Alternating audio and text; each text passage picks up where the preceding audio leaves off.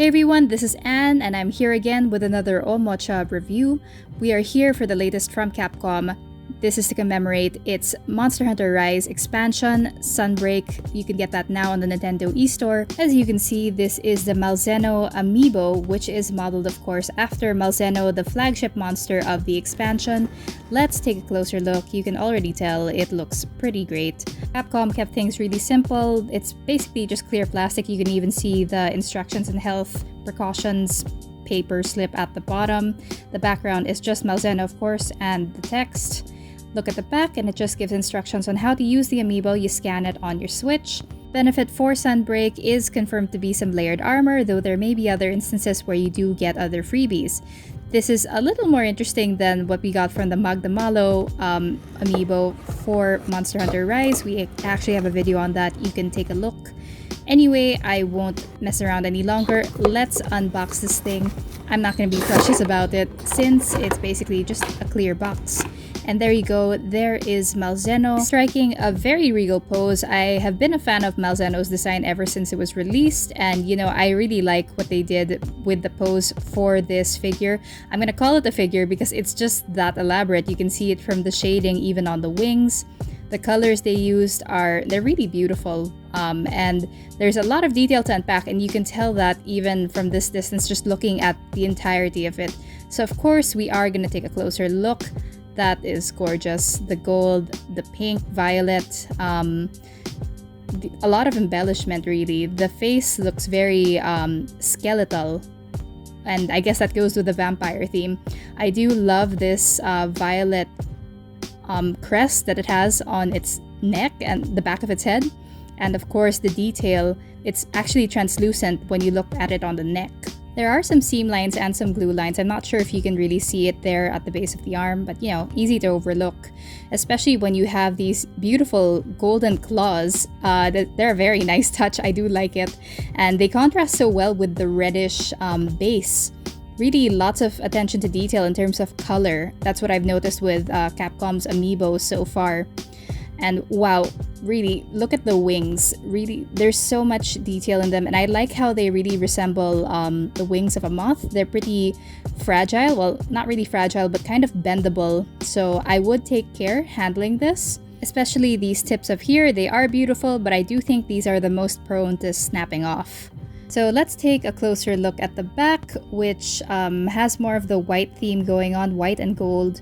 Lots of texture on the wings to make it look a lot more, I think, butterfly or moth-like.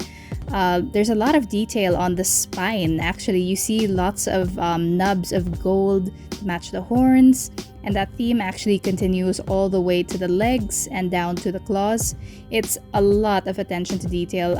A lot more seam lines that I would like, but you know, this is an amiibo and they're not really known for that seamless transition. Though the paint job does do a great job, fading from white to purple and to this beautiful gold for that really scary looking tail, which I assume is where Malzeno actually sucks the blood out of its victims.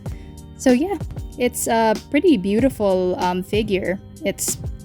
I'd say it actually looks pretty different from a lot of amiibos because it's just so detailed like a figure versus other ones. And by other ones, of course, I want to show you other amiibos from Monster Hunter. This is Magnamalo. We do have other amiibos, and Malzeno is definitely bigger than them, but Magnamalo is probably one of the biggest amiibos ever, aside from maybe the Guardian one, which we can show you a different time. But Malzeno does have some height, but I think they did a better job scaling Magnamalo up. And another thing I'd like to point out is when you put Malzeno next to both Razewing Ratha and Magnamalo, you can tell there's a difference in terms of style as well. Magnamalo and Razewing Ratha, they're both very bright in comparison. They actually seem almost cartoonish in style versus Malzeno, and that's not a bad thing. It's just a difference in style, and it's charming in its own way.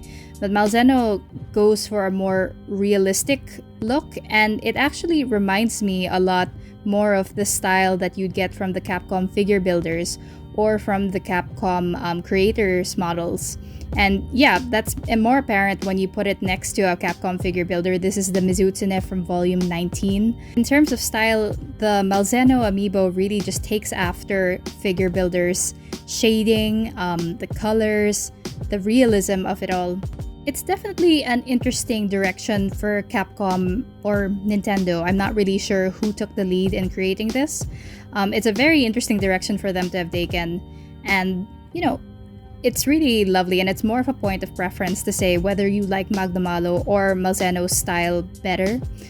Personally, I lean more towards the bright colors of Magnamalo, but Malzeno is definitely a very handsome figure, and you know, it's extra useful because of the fact that it's an amiibo, so it's a great deal to get it for just $20 to $25. Definitely one that I recommend that you get to commemorate the release of Sunbreak. So that's it for our very quick unboxing and review of the Malzeno Amiibo. If you did like this video, please do leave us a like. And if you want to see more from Capcom, from Omocha in general, we do have a lot coming soon. Please subscribe to Omocha Reviews. Anyway, this is Anne, and until next time, goodbye!